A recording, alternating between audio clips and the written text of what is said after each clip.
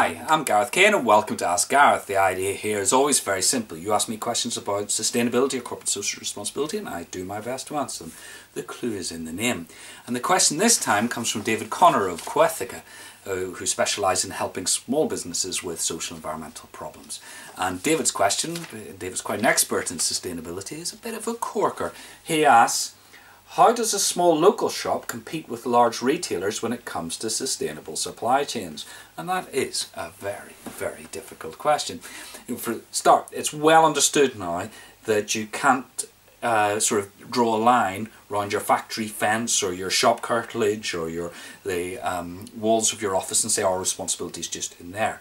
Corporate social responsibility, sustainability are expected, you're expected to extend them way up and down the supply chain from cradle to grave, as we said. Now the big problem is that the environmental and social risks that really matter tend to be the ones furthest from your organisation, down in the depths of the extraction industries, where you have least visibility.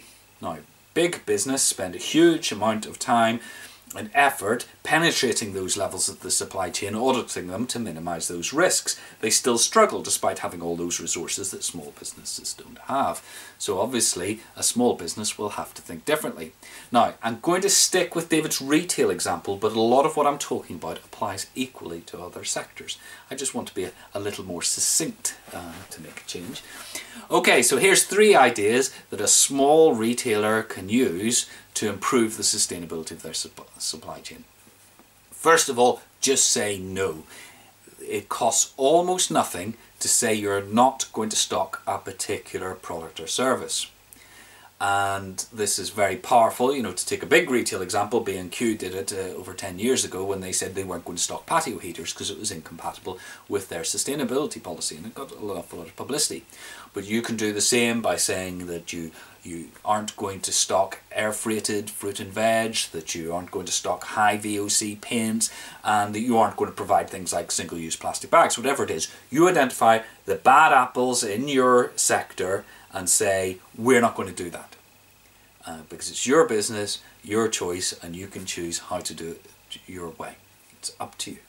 Secondly, let others do the grunt work. Now, obviously a huge amount of effort goes into exploring supply chain issues, and you can sort of piggyback on the back of that. The most obvious example is to use eco-labels. Because if you're stocking products which have an eco-label, whether it's an energy eco-label, whether it's fair trade or organic or whatever else, then somebody else has done all the work to make sure it meets that standard. And if you pick a good one, then it should mean that those products are better than average. So it's another quick win for a small business. Thirdly, and most importantly, I think you should use your size to your advantage. Now, there's a bit of an assumption in the question and in a lot of the debate about small businesses and sustainability that small businesses should be competing on the same level, playing field as the big business, in which case the big business will win. But you don't have to. If you're doing small volumes in a small local shop, you can afford to look for specialist products from niche suppliers who wouldn't be able to provide the volume to the big sheds. So an example, or a great example, would be a product with a great story attached to it.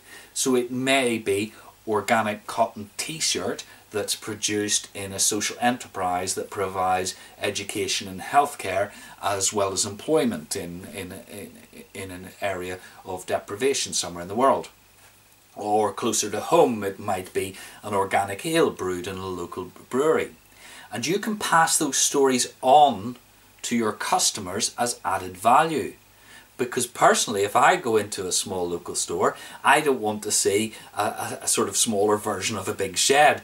I want to be able to shop and see things differently and things that I can't get in the mainstream.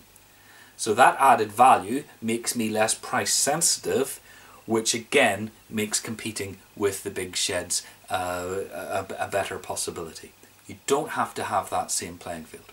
And there's a broader point here, it's a bit of a hobby horse of mine, I've got to say, which I call the myth of the poor SME. And there's this constant assumption amongst bureaucrats and others that SMEs, small and medium-sized enterprise, will always struggle to compete in the marketplace. And I say that's nonsense. If they play to their strengths, they can outcompete the big guys. It can be, and it has been done.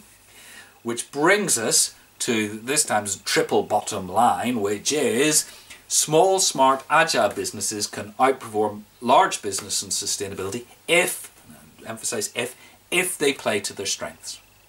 Okay, David, I hope that answers your question. If any viewer has some comments or case studies or examples, or they disagree completely with what I've just said, stick it all in the comments below the video here, because the discussion is as valuable to viewers as the video itself. If you like the video, then please do share it with your social networks or anybody in particular you think might find it useful. And remember, if you want to get every future edition of Ask Gareth, then go to www.terrainfirma.co.uk and sign up to the Low Carbon Agenda, which is my monthly newsletter, and you'll get a notification of future Ask Gareth and loads of other stuff as well. And remember, we're always looking for more killer sustainability questions to answer here, anything which will benefit other people. And remember, whether you're making tiny environmental improvements in your business or facilitating massive step changes to sustainability, it all counts. You're making the world a better place, and you should be proud of that. Until next time, goodbye.